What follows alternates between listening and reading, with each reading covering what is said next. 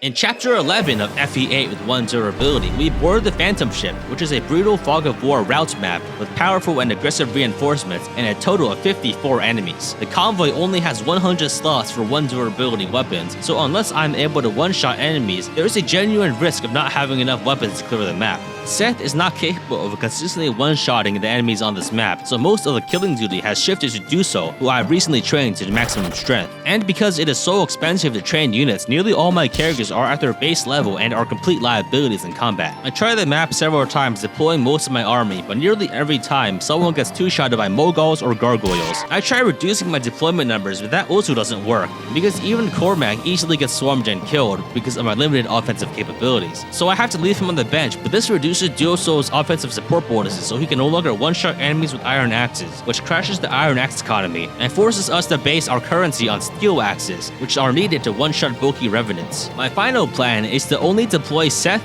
Duso, and Ephraim, but the problem is that characters only have 5 inventory slots, so even if Duso can one-shot enemies, he can only kill 5 enemies before he needs to reload. Ephraim can supply Duso with steel axes from the convoy, but unfortunately he is very squishy. I can rescue him to keep him alive, but unfortunately I cannot access the convoy while he is rescued, so there lies a problem. If Ephraim is left on the map, then he is vulnerable, but if I rescue him and I'm surrounded, then I can get softlocked from running out of weapons and not being able to access the convoy. Additionally, halfway through the map, La Rochelle and Dazla join as green units, and unfortunately Dazla's battle axe only has 1 durability. Dazla can use that to kill 1 enemy, but after that he cannot defend La Rochelle, and I just have to hope the enemies don't kill her, mainly because she has a white chip that can be sold for 27.777, repeating of course steel axes, and because she can also recruit Renak in Chapter 14 for free. I tried holding up in the corner, but this doesn't work because most of the enemies then rush towards La Rochelle and kill her immediately. So instead I do have to move closer to the center. So I start by moving in as aggressively as I can. I arm Duso with 5 1 durability steel axes and he one-shots 5 enemies before running out of ammo. I have Ephraim rapidly reloading from the convoy, and I do this a couple of times in the first few turns to kill as many monsters as possible before reinforcements spawn.